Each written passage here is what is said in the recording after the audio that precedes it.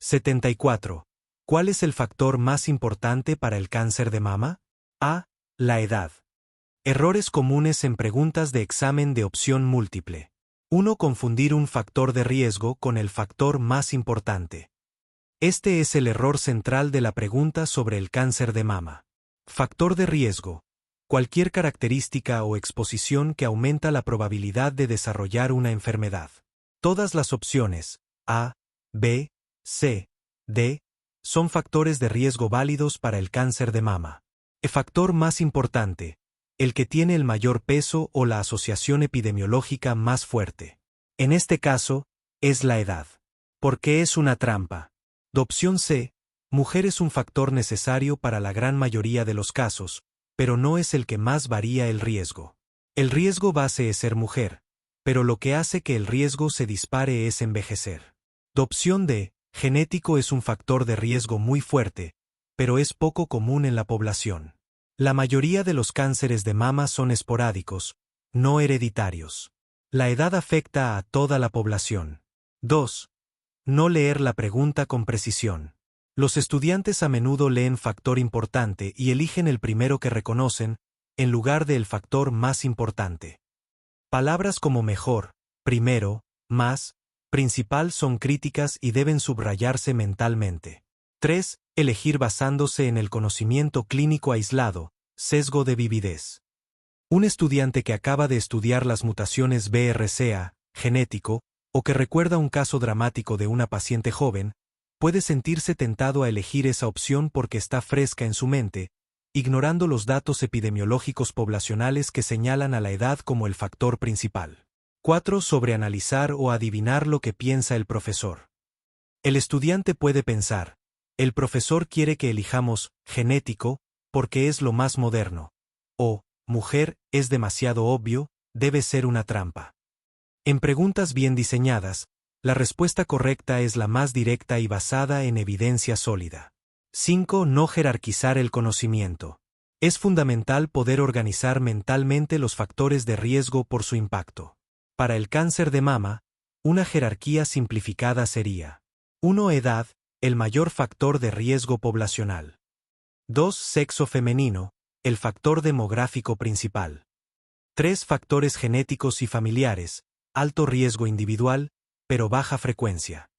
4. Factores reproductivos y hormonales, como el uso de hormonas exógenas.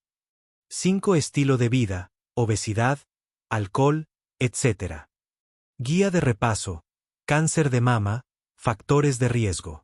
Epidemiología y factores demográficos. 1. ¿Cuál es el factor de riesgo más importante para el desarrollo de cáncer de mama? La edad. El riesgo aumenta drásticamente después de los 50 años, y aproximadamente 2 de cada 3 cánceres de mama invasivos se diagnostican en mujeres de 55 años o más. 2. ¿Qué porcentaje aproximado de casos de cáncer de mama ocurre en hombres? Menos del 1%. El sexo femenino es el principal factor demográfico de riesgo. 3. ¿Cómo afecta la raza y etnia al riesgo de cáncer de mama? Las mujeres de raza blanca tienen ligeramente mayor riesgo que las afroamericanas, pero las afroamericanas tienen mayor mortalidad y tienden a desarrollar la enfermedad a edades más jóvenes. 4. ¿A qué edad se produce el mayor aumento en la incidencia de cáncer de mama? El riesgo aumenta considerablemente a partir de los 40 a 50 años, siendo el grupo de 55 más años donde se concentra la mayoría de casos. Factores genéticos y hereditarios. 5. ¿Qué porcentaje de cánceres de mama son considerados hereditarios? Aproximadamente 5 a 10% son hereditarios, asociados a mutaciones genéticas específicas. 6. ¿Cuáles son las mutaciones genéticas más importantes en cáncer de mama hereditario? BRCA1 y BRCA2. Estas mutaciones confieren un riesgo de por vida de 45 a 85% de desarrollar cáncer de mama. 7. ¿Qué síndrome de cáncer familiar se asocia con mutaciones en el gen TP53? Es síndrome de Li-Fraumeni, que aumenta el riesgo de cáncer de mama, sarcomas y otros tumores. 8. ¿Cómo afecta el historial familiar al riesgo de cáncer de mama? Tener un familiar de primer grado, madre, hermana, hija, con cáncer de mama duplica el riesgo. El riesgo aumenta si el diagnóstico fue antes de la menopausia o es bilateral. Factores hormonales y reproductivos. 9. ¿Cómo afecta la menarca temprana al riesgo de cáncer de mama? La menarca antes de los 12 años aumenta el riesgo por mayor exposición hormonal durante la vida. 10. ¿Cómo influye la menopausia tardía en el riesgo de cáncer de mama?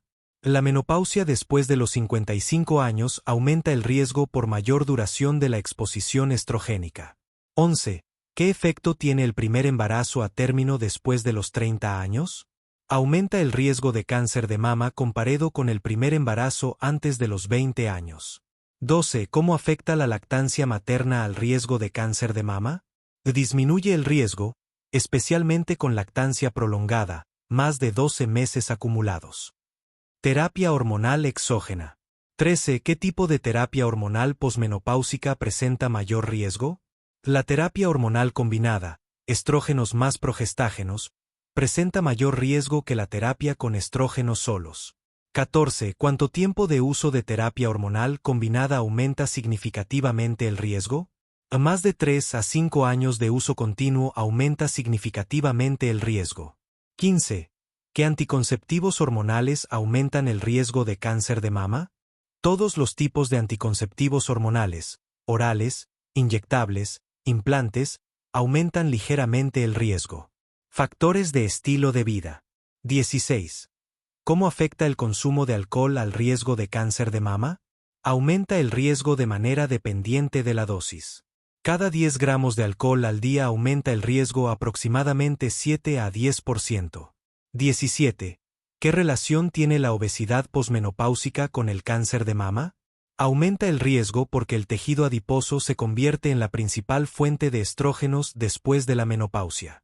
18. ¿Cómo afecta la actividad física al riesgo de cáncer de mama? Disminuye el riesgo aproximadamente 10 a 20% en mujeres físicamente activas comparado con sedentarias. 19. ¿Qué tipo de dieta se asocia con menor riesgo de cáncer de mama? Dieta rica en vegetales, frutas, fibra y baja en grasas saturadas y carnes rojas. Factores benignos de la mama. 20. ¿Qué es la hiperplasia ductal atípica y cómo afecta el riesgo? Es una proliferación celular anormal en los conductos mamarios que aumenta 4 a 5 veces el riesgo de cáncer de mama. 21. ¿Cómo afecta la carcinoma lobulillar in situ, CLIS, al riesgo futuro? Aumenta 8 a 10 veces el riesgo de desarrollar cáncer de mama invasivo en cualquier mama. 22. ¿Qué tipos de enfermedad benigna de la mama no aumentan el riesgo? Fibroadenomas simples, quistes simples, mastitis no proliferativa y cambios fibroquísticos sin proliferación. Otros factores de riesgo. 23. ¿Cómo afecta la exposición a radiación ionizante en el tórax? Aumenta significativamente el riesgo, especialmente si la exposición ocurrió durante la adolescencia o juventud. 24. ¿Qué densidad mamográfica presenta mayor riesgo de cáncer de mama? Mamas densas, categoría D, tienen 4 a 6 veces mayor riesgo comparado con mamas mayormente grasas. 25. ¿A qué edad la exposición a radiación es más peligrosa para el desarrollo futuro de cáncer de mama? Durante la adolescencia y pubertad, cuando el tejido mamario es más susceptible. Jerarquización de factores de riesgo. 26. Ordene de mayor a menor impacto estos factores de riesgo. Obesidad posmenopáusica, mutación BRCA1, edad 60 años, hiperplasia atípica. Edad 60 años. Mutación BRCA1. Hiperplasia atípica. Obesidad posmenopáusica. 27. ¿Qué factor Maddey-Fayebel presenta el mayor impacto en la población general? La obesidad posmenopáusica y el sedentarismo, por su alta prevalencia en la población. 28. ¿Por qué la edad es un factor más importante que el sexo femenino en términos epidemiológicos? Porque aunque ser mujer establece el riesgo base, es el envejecimiento lo que determina la magnitud del aumento de riesgo en la población. Mitos y factores no comprobados. 29. ¿El uso de desodorantes antitranspirantes causa cáncer de mama? No. No existe evidencia científica que demuestre esta relación. 30. ¿Los sostenes con aro aumentan el riesgo de cáncer de mama? No. No hay base científica que respete esta afirmación. 31. ¿El aborto inducido aumenta el riesgo de cáncer de mama? No. Estudios epidemiológicos bien diseñados no han encontrado asociación. 75. ¿Cuál es la causa más frecuente de hipotiroidismo en países desarrollados sin deficiencia de yodo? C. Tiroiditis de Hashimoto. 1. No leer la pregunta con suficiente atención, el error más común. Los examinadores usan palabras específicas que cambian por infinity la respuesta correcta. Palabras clave a buscar. Más frecuente /diagonal más común. Pide la causa principal, no solo una causa infinity. En el ejemplo, todas las opciones pueden relacionarse con la tiroides, pero Hashimoto es la más frecuente. Menos probable /diagonal no se infinite con. Te piden que identifiques la excepción, no la regla. Inicial /diagonal primer paso. Se refiere a la primera EFINI en el manejo, EJ. ABC en trauma, no al tratamiento definitive. Secuela tardía /diagonal complicación a largo plazo. Descarta las complicaciones agudas. Ejemplo, ¿cuál es el primer paso en el manejo de una sobredosis de paracetamol? Error, elegir N-acetilcisteína, que es el antídoto, sin considerar que el primer paso es la estabilización y evaluación, ABC, y la determinación del nivel sérico. 2. Elegir una respuesta correcta pero no la mejor. A menudo, más de una opción parece plausible, pero solo una es la más precisa o completa. ¿Por qué sucede? El estudiante identifica un concepto correcto pero no aplica el razonamiento clínico para priorizar. Ejemplo, paciente con dolor epigástrico ardiente que mejora con la comida. Diagnóstico más probable. De opciones: A. Úlcera gástrica. B. Úlcera duodenal. C. Gastritis. D. Colecistitis. Error, elegir gastritis. El dolor epigástrico es correcto, pero no es el mejor diagnóstico porque la clave es mejora con la comida, clásico de la úlcera gástrica. 3. Dejarse engañar por asociaciones o distractores sonadores. Los examinadores incluyen opciones que suenan a enfermedades graves o términos complejos que atraen al estudiante inseguro. ¿Por qué sucede? El estudiante piensa, suena grave y complicado, debe ser la respuesta. Ejemplo, de la pregunta original la opción D. Carcinoma tiroideo es un distracte. Es una patología grave, pero es una causa muy rara de hipotiroidismo. Hashimoto, aunque su nombre es menos sonador, es la respuesta correcta por frecuencia. 4. Cambiar la respuesta por nerviosismo. Los estudios muestran que la primera intuición suele ser la correcta. A menos que encuentres una evidencia clara de que te equivocaste, EJ, malinterpretaste una palabra, confía en tu preparación inicial. 5. Ignorar la información que se da en la pregunta. Toda la información en el enunciado está ahí por una razón. Si no la usas, es probable que falles. Ejemplo, mujer de 65 años con fractura de cadera tras caída leve. ¿Cuál es la causa subyacente más probable? Error, elegir traumatismo de alta energía, ignora caída leve, o metástasis ósea, es posible, pero no la más probable. La clave es caída leve y fractura en una mujer mayor, que apunta directamente a osteoporosis. Guía de estudio, hipotiroidismo. Subtema 1. Conceptos básicos y fisiopatología. 1. ¿Qué es el hipotiroidismo? Respuesta. Es un trastorno endocrino caracterizado por una producción insuficiente de hormonas tiroideas, T4 y T3, por parte de la glándula tiroides. 2. ¿Cuál es la función principal de las hormonas tiroideas en el organismo? Respuesta. Regular el metabolismo basal, la producción de calor, el crecimiento, el desarrollo y el funcionamiento de múltiples sistemas orgánicos. 3. ¿Qué significa que la mayoría de los casos de hipotiroidismo sean primarios? Respuesta. Que la causa del problema reside en la glándula tiroides misma, no en la hipófisis o el hipotálamo. 4. En el hipotiroidismo primario, ¿cómo se alteran los niveles de TSH y T4 libre? Respuesta. La TSH está elevada, por falta de retroalimentación negativa, y la T4 libre está baja.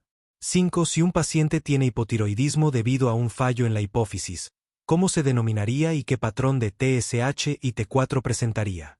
Respuesta. Se denomina hipotiroidismo central o secundario. Presentaría una TSH baja o inapropiadamente normal y una T4 libre baja. Subtema 2. Etiología, causas. 6. ¿Cuál es la causa más frecuente de hipotiroidismo en países desarrollados sin deficiencia de yodo? Respuesta: tiroiditis de Hashimoto, tiroiditis autoinmune crónica. 7. Menciona dos características fisiopatológicas clave de la tiroiditis de Hashimoto. Respuesta: infiltración linfocítica de la glándula tiroides, linfocitos T citotóxicos. Producción de autoanticuerpos contra la peroxidasa tiroidea, anti-TPO, y la tiroglobulina, anti-TG. 8. ¿Qué otros autoanticuerpos son característicos de la tiroiditis de Hashimoto? Respuesta: anticuerpos antiperoxidasa tiroidea, anti-TPO, y antitiroglobulina, anti-TG. 9. ¿Qué es el mixedema y en qué contexto del hipotiroidismo se presenta? Respuesta: es una acumulación de glucosaminoglicanos en la piel y tejidos, causando un edema no depresible. Es un signo de hipotiroidismo grave y de larga evolución. 10. Además de la tiroiditis de Hashimoto, nombra otras 3 causas importantes de hipotiroidismo primario. Respuesta: hipotiroidismo postquirúrgico, tras tiroidectomía. Hipotiroidismo postyodo radiactivo, tratamiento para hipertiroidismo. Déficit severo de yodo, más común en regiones no desarrolladas. 11. La tiroiditis subaguda, de Dequervain, ¿suele causar hipotiroidismo permanente? Respuesta: no, generalmente causa un hipotiroidismo transitorio que sigue a una fase de hipertiroidismo doloroso. 12. ¿El cáncer de tiroides es una causa frecuente de hipotiroidismo? Respuesta: no. El hipotiroidismo en estos pacientes suele ser consecuencia del tratamiento, tiroidectomía total, no del tumor en sí. Subtema 3. Cuadro clínico, signos y síntomas. 13. Nombra 5 síntomas frecuentes del hipotiroidismo. Respuesta: fatiga, astenia, somnolencia, intolerancia al frío, aumento de peso, estreñimiento, piel seca, mixedema. 14. Nombra 5 signos físicos frecuentes en la exploración de un paciente con hipotiroidismo. Respuesta: bradicardia, mixedema, facies mixedematosa, reflejos osteotendinosos de fase de relajación lenta, reflejo aquiliano en martillo pilón, piel pálida y seca, cabello quebradizo, derrame pericárdico o pleural. 15. ¿Qué alteración en los reflejos osteotendinosos es clásica del hipotiroidismo? Respuesta: la fase de relajación es lenta, reflejo aquiliano en martillo pilón. 16. ¿Cómo afecta el hipotiroidismo al sistema cardiovascular? Respuesta: causa bradicardia, disminución del gasto cardíaco, derrame pericárdico e hipercolesterolemia. 17.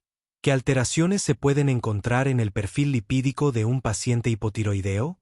Respuesta: hipercolesterolemia, elevación del LDL colesterol, debido a la disminución en su aclaramiento. Subtema 4. Diagnóstico y pruebas de laboratorio. 18. ¿Cuál es la prueba de laboratorio más sensible y específica para diagnosticar el hipotiroidismo primario? Respuesta: la hormona estimulante de la tiroides, TSH.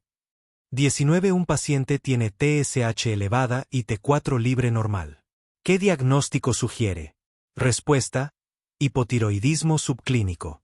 20. Un paciente tiene TSH elevada y T4 libre baja.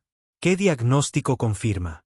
Respuesta: hipotiroidismo primario clínico o manifiesto. 21. ¿Qué autoanticuerpos se deben solicitar para confirmar la etiología autoinmune del hipotiroidismo? Respuesta: anticuerpos antiperoxidasa tiroidea, anti-TPO. Los antitiroglobulina, anti-TG, son menos sensibles pero también específicos. 22. ¿Qué hallazgo ecográfico típico se observa en la tiroiditis de Hashimoto? Respuesta: una glándula tiroides hipoecogénica y heterogénea. 23. ¿Por qué puede estar elevada la prolactina, PRL, en un paciente con hipotiroidismo primario grave? Respuesta: porque el exceso de TRH, hormona liberadora de tirotropina, del hipotálamo, intentando estimular la tiroides, también estimula la liberación de prolactina de la hipófisis. Subtema 5. Tratamiento. 24. ¿Cuál es el tratamiento de primera línea para el hipotiroidismo? Respuesta: levotiroxina sódica, LT4, oral, que es una hormona tiroidea sintética, T4. 25. ¿Cuál es el objetivo del tratamiento con levotiroxina en un adulto joven o de mediana edad con hipotiroidismo primario? Respuesta: normalizar los niveles de TSH dentro del rango de referencia. 26. ¿Cómo se debe ajustar la dosis de levotiroxina en un paciente con hipotiroidismo primario? Respuesta: según los niveles de TSH. Si la TSH está alta, la dosis debe aumentarse. Si está baja, debe reducirse. 27. ¿Por qué se recomienda tomar la levotiroxina en ayunas, con agua y 30 a 60 minutos antes del desayuno? Respuesta: para maximizar su absorción, ya que alimentos, café, calcio y hierro pueden interferir significativamente. 28. En un paciente anciano o con cardiopatía isquémica, ¿cómo se debe iniciar el tratamiento con levotiroxina? Respuesta: se debe comenzar con una dosis baja e incrementarla gradualmente, start low, go slow, para evitar desenmascarar una angina de pecho o provocar una arritmia. 29. ¿Qué es el coma mixedematoso? Respuesta: es una emergencia médica que representa la forma más extrema del hipotiroidismo, caracterizada por alteración del nivel de conciencia, hipotermia, bradicardia e hipoventilación. 30. Menciona 3 pilares del tratamiento del coma mixedematoso. Respuesta: administración de hormonas tiroideas intravenosas, levotiroxina y oliotironina T3. Corticosteroides, por la posible insuficiencia suprarrenal asociada. Soporte vital, calentamiento pasivo, soporte ventilatorio, corrección de la hipoglucemia y la hiponatremia. 76. Sobre las hernias inguinales directas, elija la respuesta correcta. B. Se sitúa medial al anillo inguinal interno y de los vasos epigástricos inferiores. Análisis de errores comunes en preguntas sobre hernias inguinales. 1. Confundir la anatomía. Directa vs indirecta. Este es el error número 1. Los estudiantes mezclan las localizaciones anatómicas clave. De hernia directa. Ubicación: medial a los vasos epigástricos inferiores. De origen: a través del triángulo de Esselbach, piso del canal inguinal. Característica: es una protrusión directa a través de una pared debilitada. Generalmente no desciende al escroto y es más común en hombres mayores. De hernia indirecta. Ubicación: lateral a los vasos epigástricos inferiores. De origen: a través del anillo inguinal interno, persistencia del proceso vaginal. Característica: sigue el trayecto del cordón espermático y si puede descender al escroto. Es la más común en recién nacidos, niños y adultos jóvenes. La opción B de nuestra pregunta describe con precisión la anatomía de la hernia directa. 2. Confundir la presentación clínica, escroto. Error: creer que toda hernia inguinal puede palparse en el escroto. Realidad: e indirecta: si puede llegar al escroto, especialmente si es grande. Directa: rara vez desciende al escroto, ya que protruye directamente hacia adelante. Se suele manifestar como una protuberancia en la región inguinal. Porque la opción A es incorrecta, la palabra siempre la hace falsa. Las hernias directas típicamente no están en el escroto. 3. Confundir la epidemiología, edad del paciente. Error: asumir que la hernia más común en general, la indirecta, es también la más común en todos los subgrupos, o viceversa. Realidad: en lactantes y niños, la hernia inguinal es casi siempre indirecta, por un proceso vaginal permeable. En adultos mayores, la hernia directa se vuelve mucho más frecuente debido a la debilidad de la pared abdominal por la edad. Porque la opción D es incorrecta. La hernia más común del recién nacido es, sin duda, la indirecta. 4. Malinterpretar el manejo o tratamiento. Error: pensar que por ser una hernia directa y a veces asintomática, no requiere reparación. Realidad: la indicación quirúrgica no depende solo del tipo de hernia, sino de los síntomas y el riesgo de complicaciones, estrangularse, encarcerarse. Una hernia directa sintomática o que cause complicaciones si requiere reparación quirúrgica. El enfoque puede ser diferente, a menudo se repara con malla, pero no se ignora. Porque la opción C es incorrecta. La afirmación no requiere reparación quirúrgica es absoluta y falsa. Hernias. Subtema 1. Definición y conceptos básicos. 1. ¿Qué es una hernia? Respuesta. Es la protrusión o salida de un órgano, o parte de él, a través de un orificio o debilidad en la pared de la cavidad que lo contiene. 2. Nombra los tres componentes principales de una hernia. Respuesta. Saco herniario, la porción de peritoneo que se protruye. Contenido. Las estructuras que se encuentran dentro del saco. Asas intestinales, epiplón. Anillo herniario. El orificio o punto débil a través del cual protruye la hernia. 3. ¿Qué es el cuello del saco herniario? Respuesta. Es la porción más estrecha del saco, ubicada a nivel del anillo herniario. Es un punto crítico donde puede ocurrir el atrapamiento, incarceración o estrangulamiento. Subtema 2. Clasificación de las hernias. 3. Clasifica las hernias según su localización anatómica, menciona al menos 5. Respuesta. Inguinal, directa e indirecta. Femoral. Umbilical.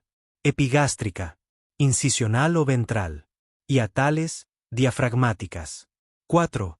¿Cuál es la diferencia fundamental entre una hernia inguinal directa y una indirecta? Respuesta. Indirecta.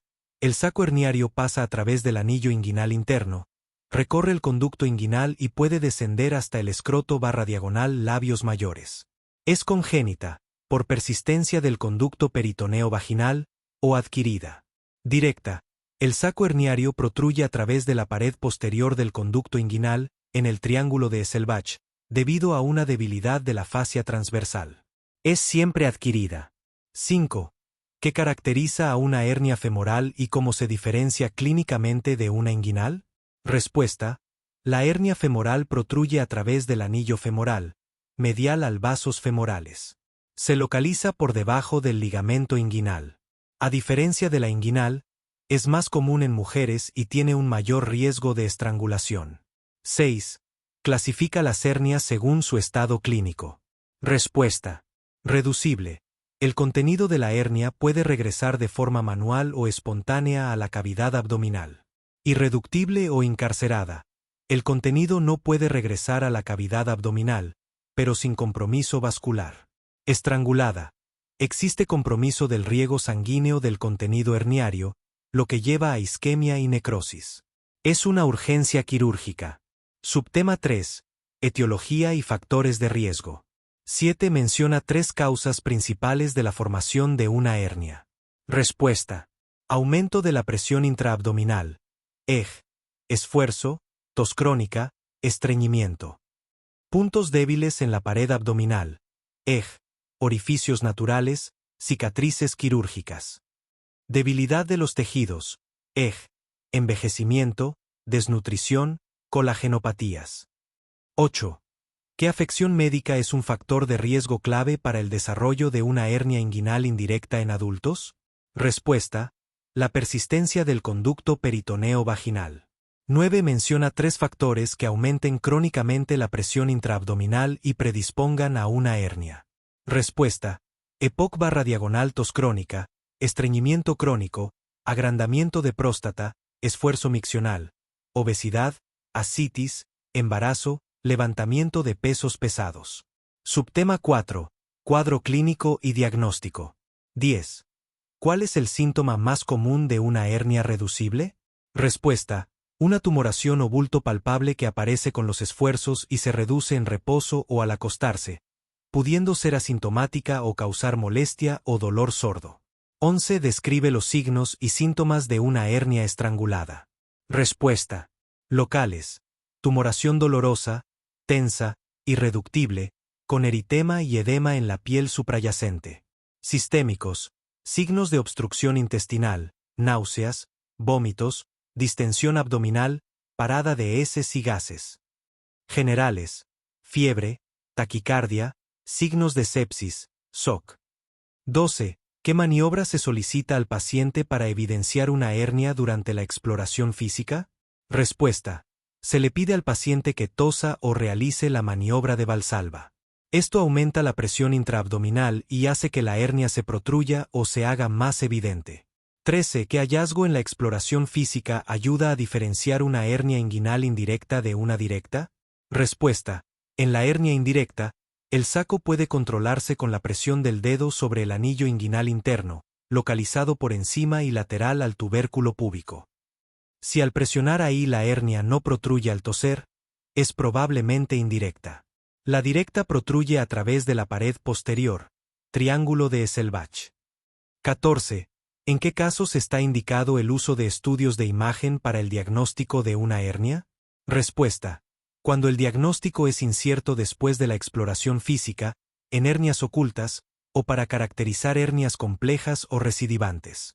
La ecografía es el método de primera línea, seguido de la tomografía computarizada, TAC. Subtema 7. Hernias específicas. 15. ¿Qué población tiene mayor riesgo de desarrollar una hernia femoral? Respuesta. Mujeres de mediana edad, multíparas y ancianas. 16. ¿Qué es una hernia de Richter? Respuesta. Una variante en la que solo se hernia la pared antimesentérica de un asa intestinal. Es peligrosa porque puede estrangularse y perforarse sin causar obstrucción intestinal. 17. ¿Qué es una hernia de Litre? Respuesta. Una hernia cuyo contenido es un divertículo de Meckel. 18. ¿Qué caracteriza a una hernia epigástrica? Respuesta. Se produce en la línea alba, entre el apéndice sifoides y el ombligo, a través de pequeños defectos por donde pasan vasos o tejido adiposo preperitoneal. 77. ¿En qué consiste el estadio 2 del linfoma de Hodgkin? D. Dos o más localizaciones linfáticas al mismo lado del diafragma. 1. Confundir el estadio 2 con el estadio 3, el error más frecuente. El error. Marcar la opción que dice afectación a ambos lados del diafragma para el estadio 2, o viceversa. La confusión. El diafragma es la gran barrera anatómica. Los estudiantes a veces no prestan suficiente atención a la preposición clave. Estadio 2, mismo lado del diafragma, por encima o por debajo. Estadio 3, ambos lados del diafragma, por encima y por debajo. ¿Cómo evitarlo? Subraya o mentalmente repite, mismo lado o ambos lados, cuando leas la pregunta.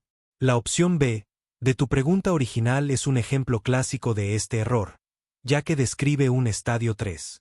2. No diferenciar entre afectación extralinfática contigua, E, y no contigua, estadio 4.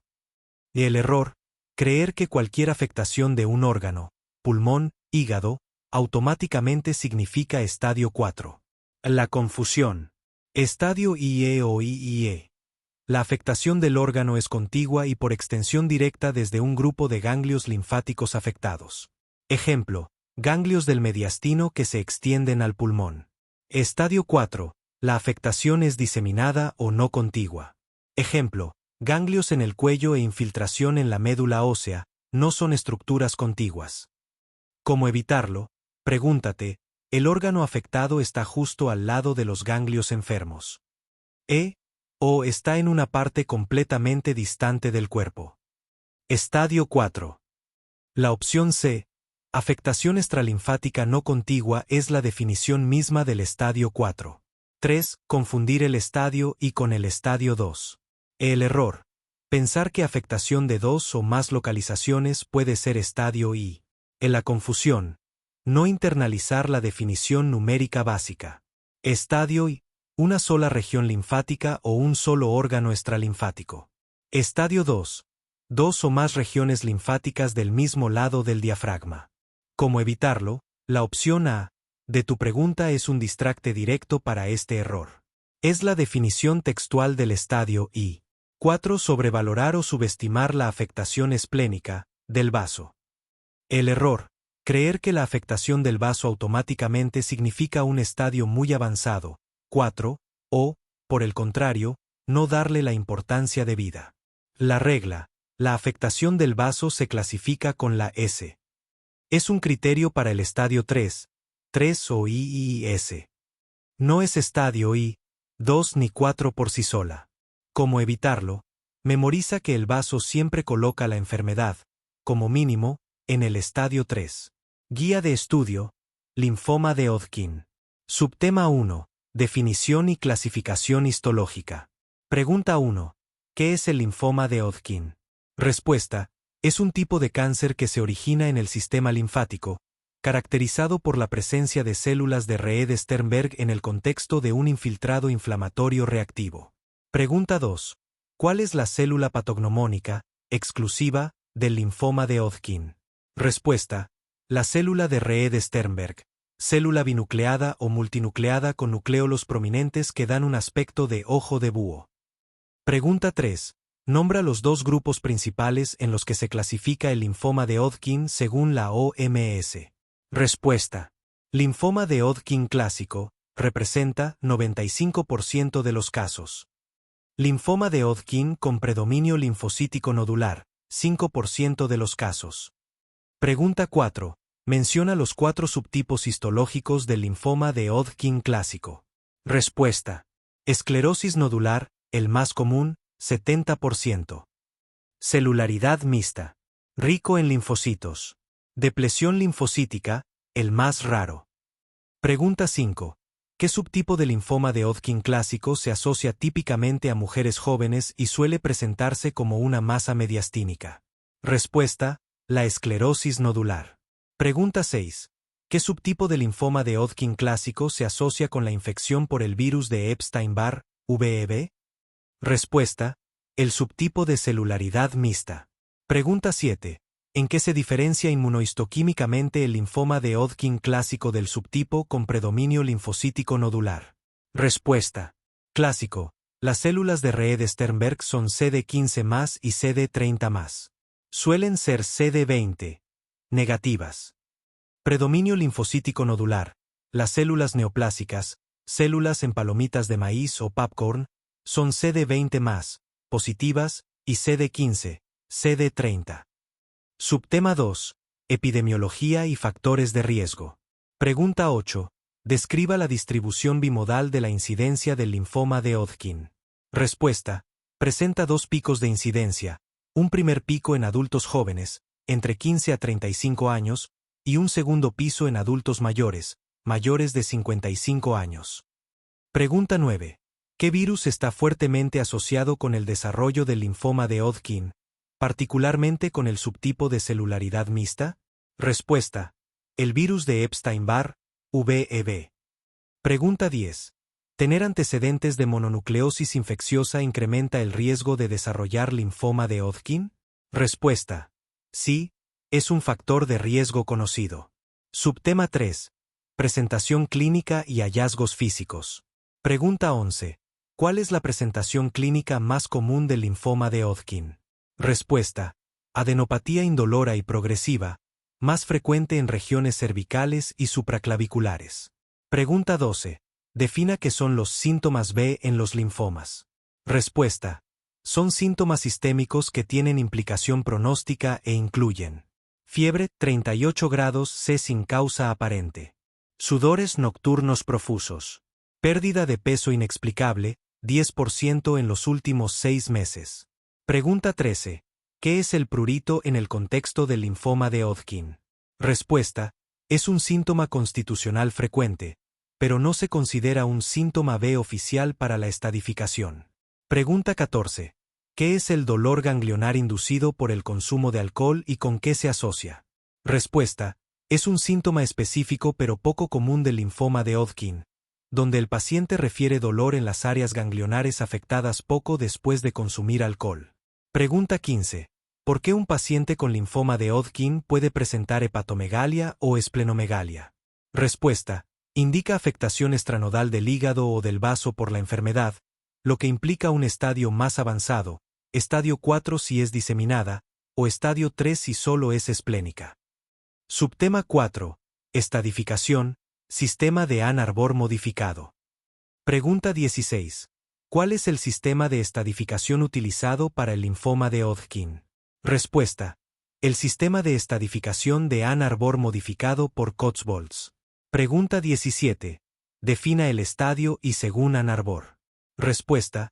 Afectación de una sola región ganglionar, EG, ganglios cervicales derechos, o de un solo órgano o localización extralinfática, IE. Pregunta 18. Defina el estadio 2 según Ann Arbor. Respuesta. Afectación de dos o más regiones ganglionares del mismo lado del diafragma, por encima o por debajo. Pregunta 19. Defina el estadio 3 según Ann Arbor. Respuesta. Afectación de regiones ganglionares a ambos lados del diafragma.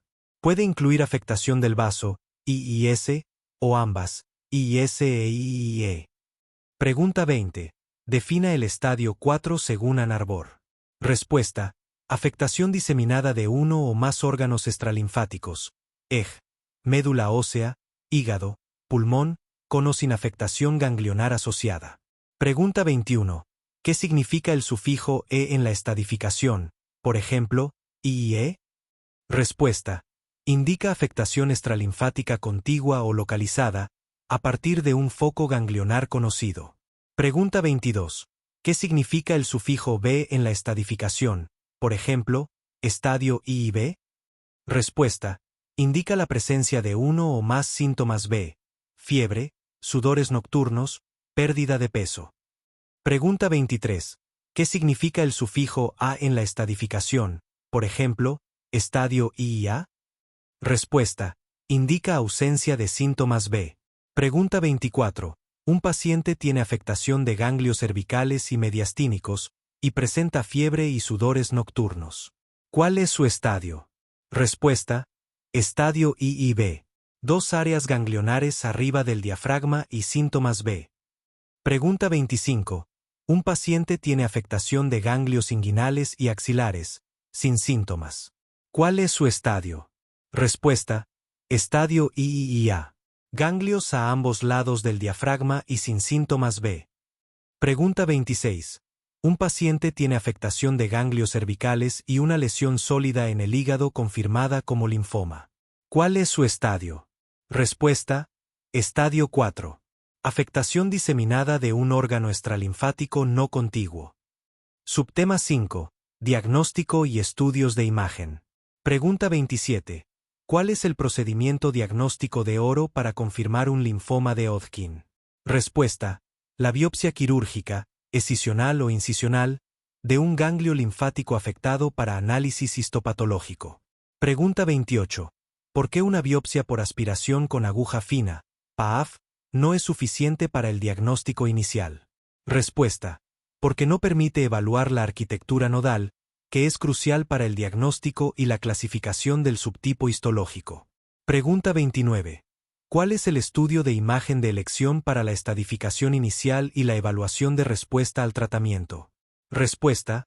La tomografía por emisión de positrones, PET/CT. Pregunta 30.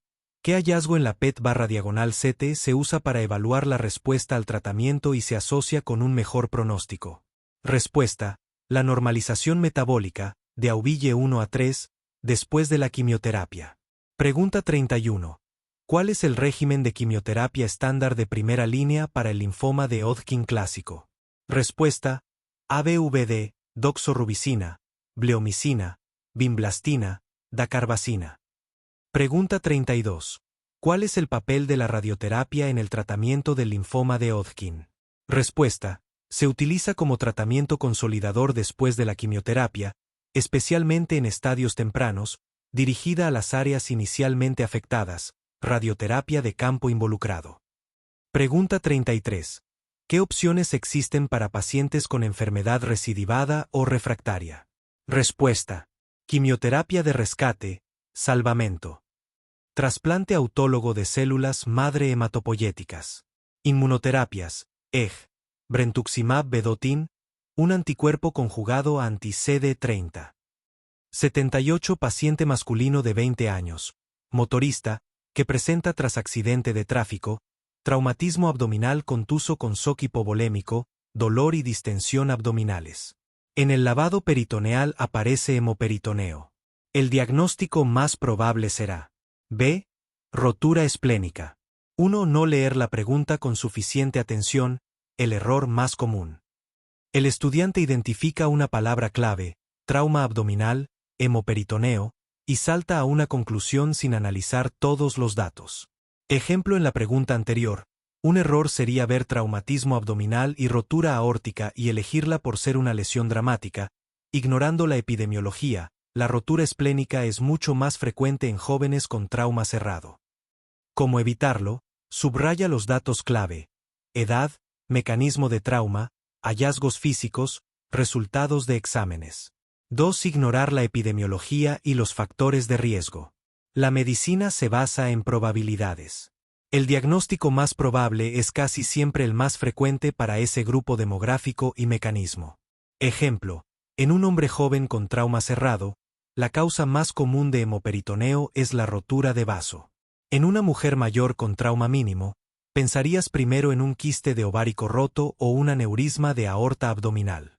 ¿Cómo evitarlo? Antes de responder, pregúntate, ¿cuál es la causa más frecuente para este paciente en esta situación? 3. Elegir un diagnóstico exótico o raro antes que el común. Los examinadores suelen evaluar tu conocimiento sobre lo que es más probable, no lo más raro. Si una opción parece de película, como una rotura aórtica, es menos probable que sea la respuesta correcta a menos que los datos la apoyen fuertemente. Ejemplo, elegir rotura de la vena cava inferior sobre rotura esplénica es un error clásico por pensar en lo más grave, no en lo más probable. 4. Sobreinterpretar o ignorar un hallazgo clave. Sobreinterpretar. Darle un peso excesivo a un hallazgo menor mientras se ignoran los principales. E ignorar. No darle la importancia debida a un dato que es la clave del diagnóstico. EJ. No valorar que el shock hipovolémico indica una hemorragia masiva y activa. 5. Confundir la localización anatómica. Peritoneo vs retroperitoneo. Este es un error fundamental en cirugía. El hemoperitoneo, sangre en la cavidad peritoneal, apunta a órganos intraperitoneales, hígado, vaso, intestino, o a vasos como la aorta si se rompe hacia el peritoneo. Las lesiones puramente retroperitoneales, porción posterior del duodeno, páncreas, riñones, aorta en su ubicación normal, pueden no dar un hemoperitoneo evidente en el lavado peritoneal. Ejemplo, la rotura aórtica abdominal típicamente causa un hematoma retroperitoneal, no un hemoperitoneo masivo a menos que esté muy avanzado. 6. No priorizar la gravedad o la secuencia de manejo, ABC. En preguntas de manejo, un error común es saltar a un tratamiento definitivo sin antes estabilizar al paciente. Ejemplo, en un paciente en shock hipovolémico por probable rotura esplénica, la respuesta correcta de manejo inicial no es la parotomía exploratoria de inmediato, sino reanimación con cristaloides y sangre seguida de la parotomía. A veces, en un paciente inestable, la laparotomía es parte de la reanimación, pero el principio del ABCD, vía aérea, respiración, circulación, siempre prevalece. Trauma abdominal cerrado. 1. Fisiopatología y mecanismos de lesión. 1.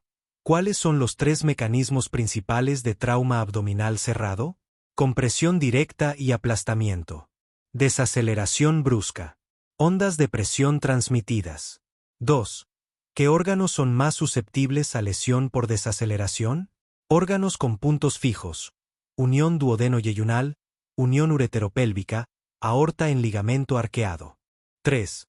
¿Por qué el vaso es el órgano más frecuentemente lesionado en trauma cerrado? Por su consistencia frágil, localización subcostal anterior, fijación por ligamentos. 4. ¿Qué caracteriza al trauma en asa de látigo en desaceleración? Movimiento diferencial entre porciones fijas y móviles del intestino. 2. Evaluación inicial y diagnóstico. 5. ¿Cuáles son los signos de abdomen agudo en trauma cerrado? Dolor, defensa muscular, rebote, distensión, peristalsis disminuida. 6. ¿Qué significa el signo de Cullen en trauma abdominal? Equimosis periumbilical sugiere hemoperitoneo, por ejemplo, rotura esplénica. 7. ¿Qué significa el signo de Gray-Turner? Equimosis en flancos sugiere pancreatitis o trauma retroperitoneal. 8. ¿Cuál es la sensibilidad aproximada del lavado peritoneal diagnóstico? 98% para detectar hemoperitoneo, 100,000 RBC/mm superíndice 3. 9. ¿Qué criterios en FAST indican la parotomía urgente? Líquido libre en abdomen en paciente inestable. 10. Cuando está indicada la tomografía abdominal en trauma, paciente hemodinámicamente estable con sospecha de lesión intraabdominal. 3. Lesiones específicas por órgano. Vaso. 11. ¿Cuál es el órgano más frecuentemente lesionado en trauma abdominal cerrado? Vaso, 25 a 30% de los casos. 12. ¿Qué escala se usa para graduar las lesiones esplénicas? Escala de la American Association for the Surgery of Trauma, AST, grado IAV. 13. ¿Cuándo está indicado el manejo no operatorio en rotura esplénica? Grado I3. Paciente estable, sin otras indicaciones de la parotomía. 14. ¿Qué complicación tememos en el manejo conservador de rotura esplénica? Sangrado tardío o ruptura secundaria, generalmente en primera 72H. 15. ¿Qué vacuna debe recibir un paciente post-esplenectomía? Antineumocócica, anti-Haemophilus, antimeningocócica. Hígado. 16. ¿Qué órgano es el segundo más frecuentemente lesionado en trauma cerrado? Hígado, 15 a 20% de los casos. 17. ¿Cuál es la principal causa de muerte en trauma hepático? Hemorragia masiva incontrolable. 18. ¿Qué hallazgo en TAC sugiere lesión de vía biliar en trauma hepático?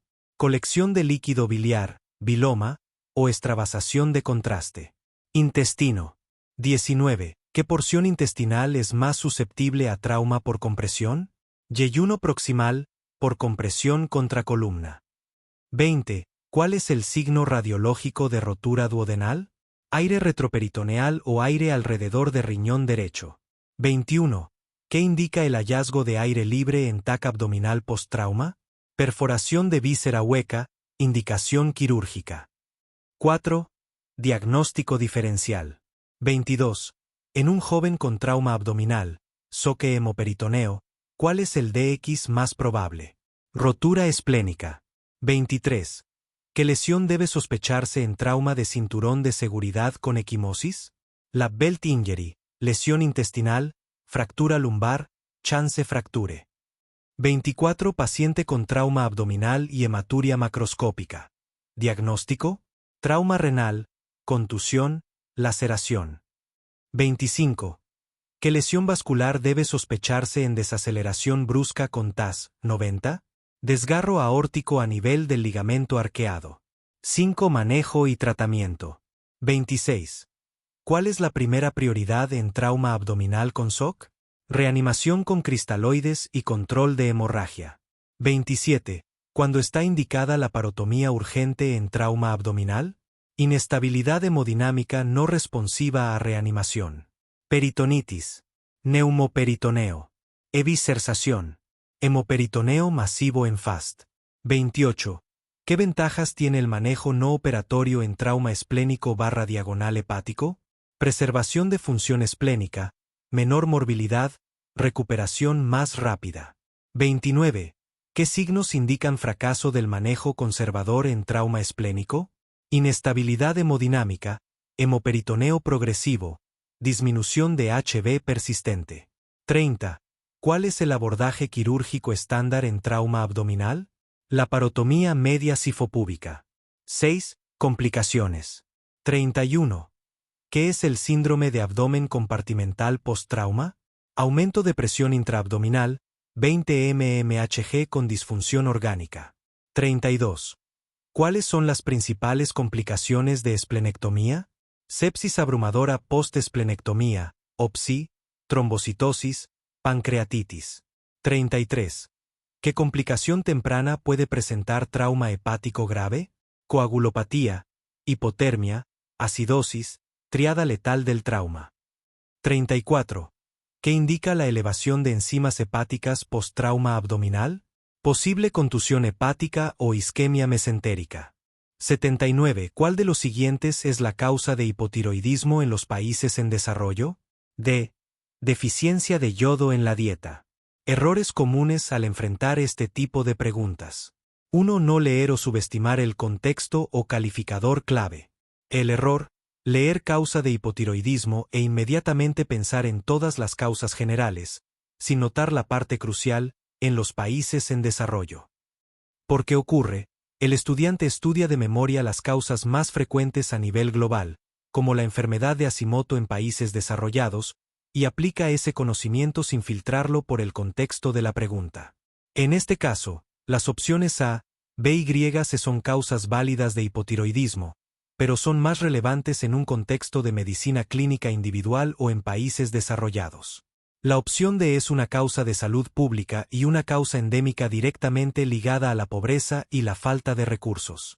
2. Confundir causa con tratamiento o complicación. El error. Seleccionar una opción que suena a algo relacionado con el tiroides, pero que en realidad no es una causa primaria. En este caso, C. Reemplazo deficiente con hormona tiroidea. Esto no es una causa de hipotiroidismo, es una causa de hipotiroidismo persistente o mal controlado en alguien que ya lo padecía. Es un error de adherencia al tratamiento, no la causa etiológica inicial. 3. Elegir una opción que es correcta en otro escenario, pero no en este. El error. Elegir una respuesta que es médicamente cierta, pero que no responde a la pregunta específica. En este caso, A. Uso de yodo radioactivo, es una causa común de hipotiroidismo iatrogénico, pero se usa para tratar el hipertiroidismo o el cáncer de tiroides, condiciones cuyo tratamiento es más accesible en países desarrollados. Es muy poco probable como causa principal en un país en desarrollo. B. Tiroidectomía. Es una causa de hipotiroidismo, pero requiere cirugía, un recurso menos común en áreas con sistemas de salud precarios. No es una causa endémica o masiva. 4. Falta de conocimiento sobre epidemiología y salud global. El error. No tener claro el perfil epidemiológico de las enfermedades en diferentes contextos socioeconómicos. Conocimiento clave. Países desarrollados, la causa más común es la tiroiditis de Hashimoto, autoinmune. Países en desarrollo, la causa más común es la deficiencia de yodo, carencial. Hipotiroidismo. Fisiología tiroidea. 1. ¿Dónde se localiza la glándula tiroides? En la región anterior del cuello, por delante de la tráquea, entre el cartílago tiroides y el anillo traqueal. 2. ¿Qué células tiroideas producen T3 y T4? Las células foliculares tiroideas, tirocitos. 3. ¿Qué células tiroideas producen calcitonina? Las células parafoliculares, células C. 4. ¿Cuál es el principal estimulador de la síntesis y liberación de hormonas tiroideas? La TSH, hormona estimulante del tiroides, secretada por la adenohipófisis. 5. ¿Qué elemento esencial es necesario para la síntesis de hormonas tiroideas? El yodo. 6. ¿Qué porcentaje de T3 circulante se produce por conversión periférica de T4? Aproximadamente el 80%. 7. ¿Dónde ocurre principalmente la conversión de T4 a T3? En el hígado, riñones y músculo esquelético. 8. ¿Qué enzima es responsable de la conversión de T4 a T3? Las desyodinasas, especialmente la desyodasa tipo 1 y 2. Etiología y clasificación. 9. ¿Cuál es la causa más común de hipotiroidismo a nivel mundial? La deficiencia de yodo. 10. ¿Cuál es la causa más común de hipotiroidismo en países desarrollados? La tiroiditis autoinmune, tiroiditis de Hashimoto. 11. ¿Qué anticuerpos son característicos de la tiroiditis de Hashimoto? Anticuerpos antitiroperoxidasa, anti-TPO y antitiroglobulina. 12. ¿Qué procedimiento terapéutico puede causar hipotiroidismo iatrogénico? La tiroidectomía total o parcial y el tratamiento con yodo radiactivo, y 131. 13. ¿Qué fármacos pueden inducir hipotiroidismo? Litio, amiodarona, interferón, interleukin 2 y antitiroideos. 14. ¿Qué es el hipotiroidismo central? Aquel causado por deficiencia de TSH, hipofisario, o TRH, hipotalámico. 15. ¿Qué infecciones pueden causar tiroiditis y hipotiroidismo? Virus, influenza, Coxsackie, adenovirus y bacterias, Staphylococcus aureus. 16. ¿Qué enfermedades infiltrativas pueden causar hipotiroidismo? Amiloidosis, hemocromatosis, sarcoidosis y esclerodermia. Cuadro clínico. 17. ¿Cuáles son los síntomas cardinales del hipotiroidismo? Fatiga, intolerancia al frío, aumento de peso, estreñimiento y piel seca. 18. ¿Qué hallazgos en la exploración física son característicos del mixedema? Piel gruesa, seca y fría. Edema no depresible en regiones periorbitarias y dorso de manos. 19. ¿Qué alteraciones cardiovasculares produce el hipotiroidismo? Bradicardia, disminución del gasto cardíaco, derrame pericárdico e hipertensión diastólica. 20. ¿Qué alteraciones neurológicas pueden presentarse? Lentitud mental, pérdida de memoria, neuropatía periférica y síndrome del túnel del carpo. 21. ¿Qué alteraciones metabólicas produce el hipotiroidismo? Disminución del metabolismo basal, hipercolesterolemia e hiponatremia. 22. ¿Qué hallazgos dermatológicos son típicos? Piel pálida, seca y áspera, cabello quebradizo, uñas frágiles, pérdida del tercio lateral de las cejas. 23. ¿Qué alteraciones gastrointestinales son frecuentes? Estreñimiento, disminución del peristaltismo y megacolon. 24. ¿Qué alteraciones musculoesqueléticas pueden presentarse? Debilidad muscular, mialgias, rigidez y contracturas. Complicaciones. 25. ¿Qué es el mixedema? La forma severa y prolongada de hipotiroidismo con infiltración mucopolisacárida de tejidos. 26. ¿Qué es el coma mixedematoso? Una emergencia médica con hipotermia, bradicardia, hipotensión y alteración del estado de conciencia. Tratamiento. 27. ¿Cuál es el tratamiento de elección para el hipotiroidismo? Levotiroxina sódica, T4 sintética. 28. ¿Cómo se debe administrar la levotiroxina? En ayunas, 30 a 60 minutos antes del desayuno. 29. ¿Qué fármacos interfieren con la absorción de levotiroxina? Sales de calcio, hierro, antiácidos, colestiramina y sucralfato. 30. ¿Cuál es el objetivo del tratamiento en hipotiroidismo primario?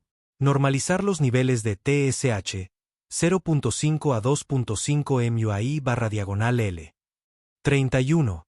¿Cada cuánto debe monitorizarse la TSH después de iniciar tratamiento? A las 6 a 8 semanas, luego cada 6 a 12 meses una vez estabilizado. 32. ¿Cuál es el tratamiento del coma mixedematoso? Levotiroxina 4, glucocorticoides, soporte ventilatorio y corrección de hipotermia. 80. ¿Cuál es la secuela más común de la apendicitis perforada? C. Absceso periapendicular. 1. Confundir complicación inmediata con secuela más común. Error. Elegir A. Peritonitis generalizada. Razonamiento del estudiante. Si se perfora, todo se infecta. La peritonitis es lo más grave y lo que siempre tememos. Porque está mal, la pregunta no pregunta por la complicación más grave, sino por la más común. El cuerpo es inteligente y suele intentar empacar o delimitar la infección con el epiplón, aumento mayor, y las asas intestinales. Esto resulta con mayor frecuencia en un absceso localizado, periapendicular, no en una peritonitis generalizada. La peritonitis generalizada es una complicación temida, pero menos frecuente que la contención. 2. No jerarquizar el conocimiento por frecuencia. Error. Elegir B. Absceso pélvico o D. Absceso interasas. Razonamiento del estudiante. Todos son abscesos, y sé que pueden pasar. He visto casos de absceso pélvico. Porque está mal, si bien un absceso pélvico o interasa son complicaciones posibles, secuelas, la localización más común y directa de la infección contenida es en la fosa ilíaca derecha, es decir, alrededor del apéndice mismo, absceso periapendicular. Las otras localizaciones dependen de la migración del contenido infectado, lo cual es menos frecuente. 3. Estudiar de memoria sin entender la fisiopatología. El estudiante que solo memoriza apendicitis perforada igual a absceso puede fallar. Quien entiende la fisiopatología acierta. 1. Perforación, liberación de contenido bacteriano. 2. Respuesta del huésped. El epiplón y las asas intestinales se mueven para empacar la zona. 3. Resultado más probable. la infección se limita, formando una colección purulenta, pus, localizada, el absceso periapendicular. Apendicitis y sus complicaciones. Subtema 1. Anatomía y fisiopatología básica. 1. ¿Dónde se localiza típicamente el apéndice vermiforme? Respuesta. En la fosa ilíaca derecha, en la base del ciego, punto de M. Seburney. 2. ¿Cuál es la causa más frecuente de apendicitis aguda? Respuesta. La obstrucción de la luz apendicular, generalmente por un fecalito, apendicolito. 3. ¿Qué consecuencia inmediata tiene la obstrucción de la luz apendicular? Respuesta. Aumento de la presión intraluminal, que comprime los vasos sanguíneos de la pared apendicular, leading a isquemia, proliferación bacteriana e inflamación. 4. Menciona la secuencia patológica clásica de la apendicitis aguda. Respuesta. 1. Obstrucción luminal. 2. Apendicitis congestiva o edematosa. 3. Apendicitis supurativa o flemonosa. 4. Apendicitis gangrenosa. 5. Perforación. Subtema 2. Apendicitis perforada, definición, factores de riesgo y diagnóstico. 5. ¿Qué es una apendicitis perforada? Respuesta. Es la evolución de la apendicitis gangrenosa en la que hay una solución de continuidad, rotura, de la pared apendicular, permitiendo la salida de contenido intestinal y bacterias a la cavidad peritoneal. 6. ¿En qué momento evolutivo suele producirse la perforación del apéndice? Respuesta. Generalmente después de las primeras 24 a 48 horas del inicio de los síntomas, si no se trata. 7. Nombra 2 factores de riesgo principales para la perforación apendicular. Respuesta. 1. Diagnóstico y tratamiento tardío. 2. Edad extrema, niños pequeños y ancianos, debido a una presentación atípica de los síntomas. 8. ¿Cómo puede cambiar el dolor abdominal característico de la apendicitis cuando se produce una perforación? Respuesta. El dolor localizado en fosa ilíaca derecha puede aliviarse momentáneamente, por la descompresión del apéndice, y luego generalizarse, indicando el inicio de una peritonitis generalizada. 9. ¿Qué signo físico sugiere fuertemente una peritonitis secundaria a una perforación? Respuesta. El signo del rebote o dolor de Blumberg, que es un dolor agudo epan la descompresión rápida de la pared abdominal al palpar. 10. ¿Qué hallazgo en una tomografía computarizada, TC, es diagnóstico de apendicitis perforada? Respuesta. La visualización de un defecto en la pared del apéndice, con presencia de aire libre o líquido extraluminal fuera de la punta del apéndice. Subtema 3. Complicaciones y secuelas de la apendicitis perforada. 11. ¿Cuál es la secuela más común de una apendicitis perforada? Respuesta. La formación de un absceso periapendicular o localizado, EG, en fosa ilíaca derecha. 12. ¿Por qué se forma un absceso como secuela de una perforación? Respuesta. Es un mecanismo de defensa del organismo. El epiplón y las asas intestinales adyacentes intentan contener la infección, emparedando la perforación y formando una colección purulenta localizada. 13. Además del absceso periapendicular, nombra otras 2 localizaciones posibles de abscesos post-perforación. Respuesta. 1. Absceso pélvico, en el fondo de saco de Douglas. 2. Absceso interasas, entre las asas intestinales. 14. ¿Qué complicación potencialmente mortal puede ocurrir si la infección no se logra contener tras la perforación? Respuesta. Una peritonitis generalizada o difusa. 15. ¿Cuál es la diferencia principal entre un plastrón apendicular y un absceso apendicular? Respuesta. Plastrón. Una masa inflamatoria edematosa formada por epiplón y asas intestinales que intentan contener la infección. Es una etapa previa al absceso. Absceso. Una colección de pus ya formada dentro de esa masa inflamatoria. 16. ¿Qué síndrome puede presentarse a largo plazo como secuela de una peritonitis generalizada? Respuesta. Obstrucción intestinal por bridas o adherencias. Subtema 4. Manejo y tratamiento.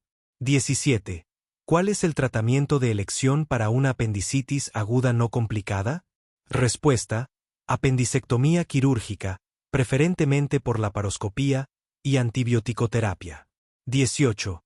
¿Cómo se maneja inicialmente un plastrón apendicular? ¿Masa inflamatoria sin pus? Respuesta: manejo conservador con hospitalización, reposo intestinal, hidratación endovenosa y antibiótico-terapia de amplio espectro. La apendicectomía se puede diferir. Apendicectomía intervalar. 20. ¿Qué procedimiento se prefiere en niños con apendicitis perforada y absceso? ¿Drenaje percutáneo o quirúrgico? Respuesta: en la mayoría de los casos, el drenaje percutáneo seguido de apendicectomía intervalar, a las 6 a 8 semanas, es el estándar. Subtema 5. Diagnóstico diferencial y presentaciones especiales. 23. En una mujer en edad fértil, ¿cuáles son dos diagnósticos diferenciales importantes de la apendicitis? Respuesta: 1. Enfermedad pélvica inflamatoria. 2. Quiste de ovario roto o torsión anexial. 24. ¿Por qué la apendicitis tiene una tasa de perforación más alta en niños pequeños y ancianos? Respuesta: por la presentación atípica de los síntomas, lo que retrasa el diagnóstico. Además, en los ancianos, la pared apendicular es más delgada y la vascularización peor. 25. ¿Qué hallazgo en una ecografía abdominal sugeriría un absceso en lugar de una apendicitis simple? Respuesta: la presencia de una colección líquida no compresible, con ecogenicidad variable, pus, localizada cerca del apéndice o en la pelvis.